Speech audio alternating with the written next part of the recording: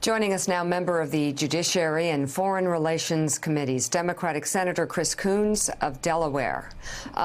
Senator, I would like to start with a story we haven't got to yet, but seems to really be high on the list of priorities here.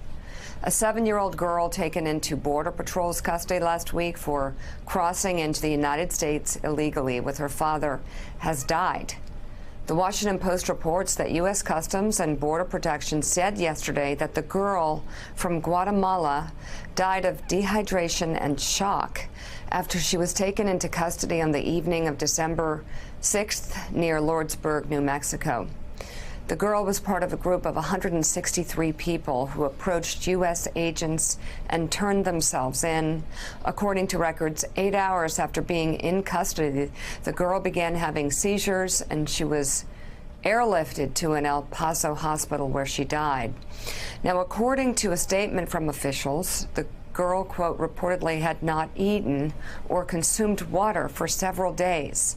A DHS spokesperson tells NBC News, quote, on behalf of the Department of Homeland Security, our sincerest condolences go out to the family of the child. Border Patrol agents took every possible step to save the child's life.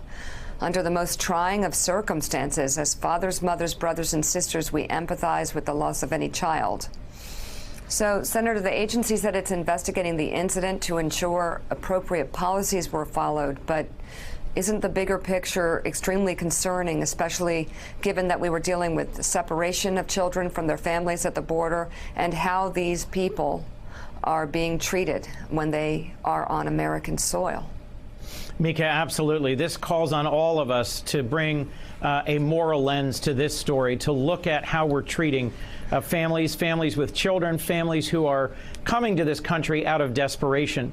My predecessor, Joe Biden, when he was vice president, led an effort to invest in trying to stabilize and improve the quality of life, the rule of law in countries like Guatemala and Honduras and El Salvador, so that tens of thousands of parents wouldn't feel compelled by the violence and disorder in those countries to risk the thousands of miles of travel, often across desert, to try and make it to our southern border. That's a policy that was supported in a bipartisan way here in Congress, but this administration has cut the funding for those programs significantly over the last 2 years. I think we should do everything we can to help make sure families don't feel compelled to make that risky trip. But once they do, Border Patrol needs to do everything they can to avoid this kind of senseless and needless loss of life, particularly for children who present at our border in really terrible condition.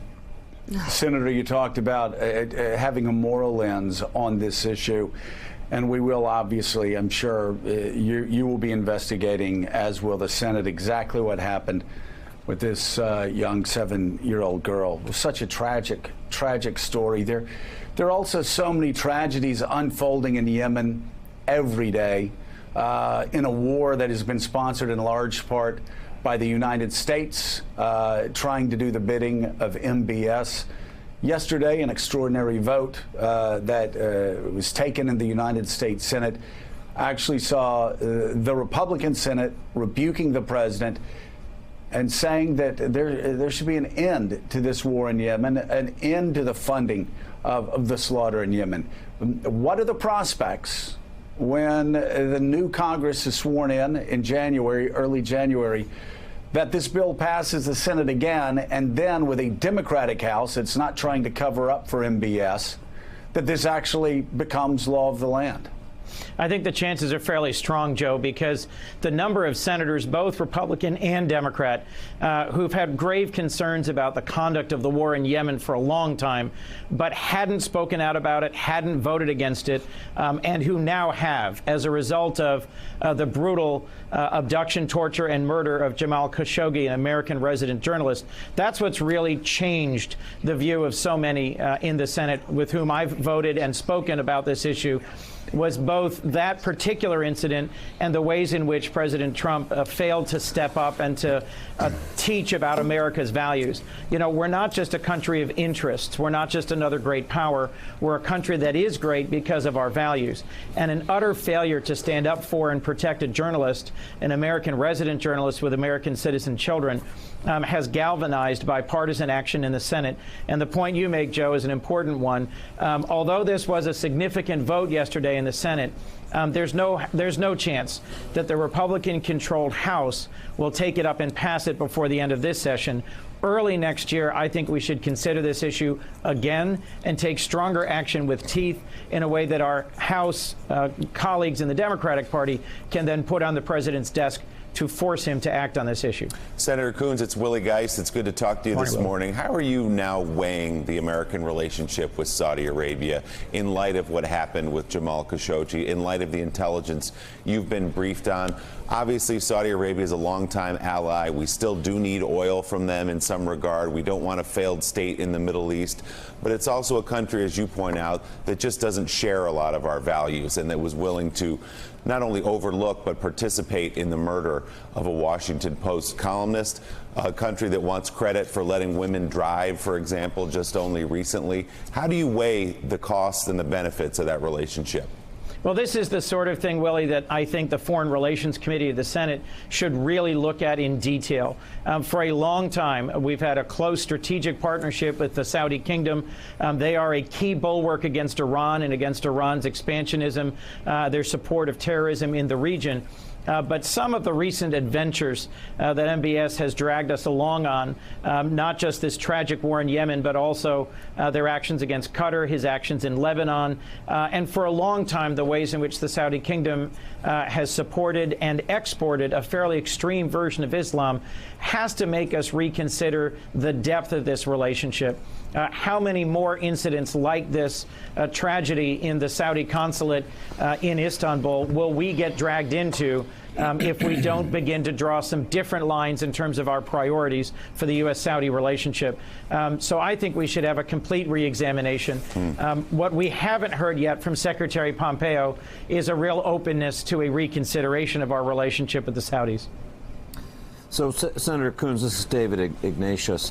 Just to ask a skeptical question, I've heard from some Middle East veterans the question, is the Senate in this rebuke of the Saudis, in effect putting itself in the regime change business? And do you worry about that? We've had some bad experiences with trying to engineer who should run these countries in the Middle East.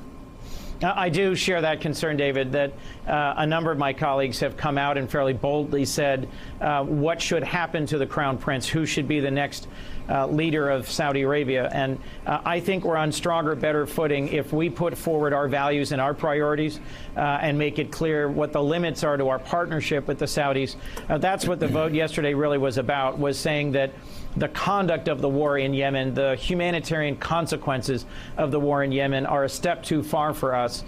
We've already seen some positive movement in the peace talks between the Houthis and the Saudis, between the Houthis and the legitimate Yemen government, particularly with regards to the port in Hodeidah and the delivery of humanitarian relief.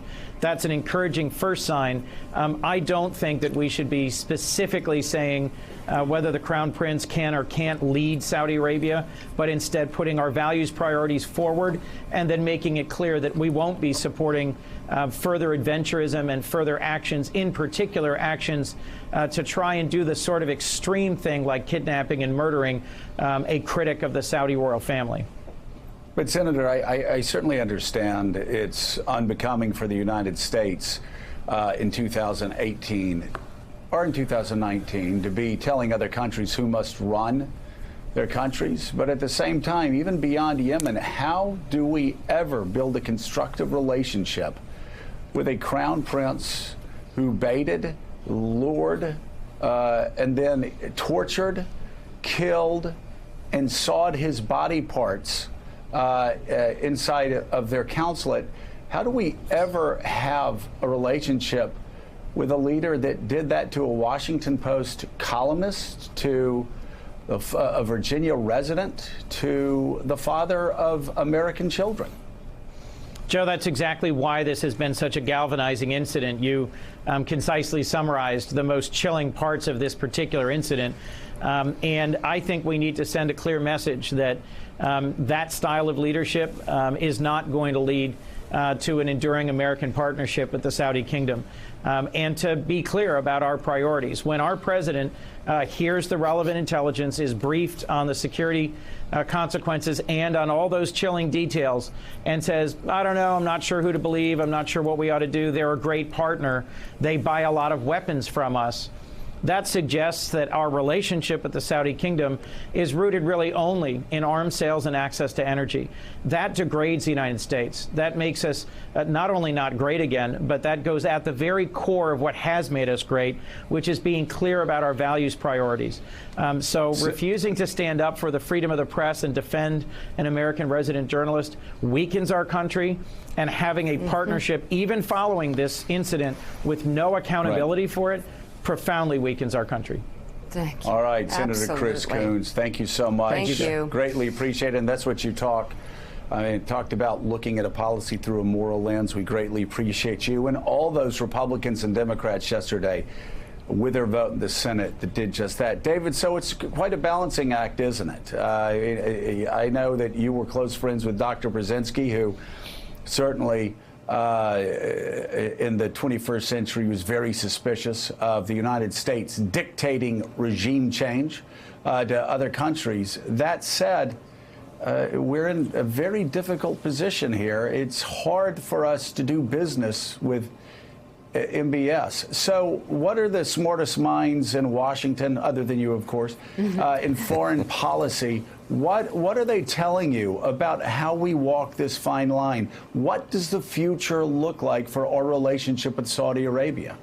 So I've been hearing a lot of talk in the last few days, Joe, about precisely this issue. And I think the simple answer is pretty much what Senator Coons was saying there at the end in his answer to your question.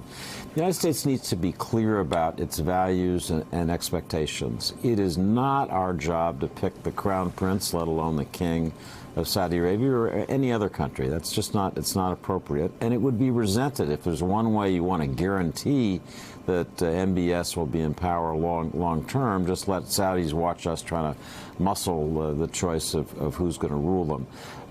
I do think that we can say clearly a condition of American support for your country, whoever runs it, is that it accepts certain basic norms, that it hold people accountable. In the death of one of our journalists, in the case of us at the Post, one of our friends and colleagues, that it end a war that's just creating a humanitarian nightmare in Yemen, that it end this feud with Qatar, which is ripping the Gulf apart. I think we can also say that we expect our friends, our allies, to release political prisoners from jails. There are dozens, maybe hundreds of Saudis, including a number of women who are being held. So I think we can say all those things clearly, but leave to the Saudis the question of how to run their country, which is appropriate.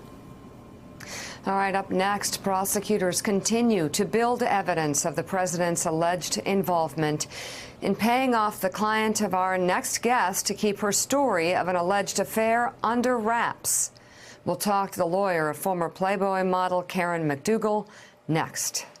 Thanks for checking out MSNBC on YouTube, and make sure you subscribe to stay up to date on the day's biggest stories. And you can click on any of the videos around us to watch more from Morning Joe and MSNBC. Thanks so much for watching.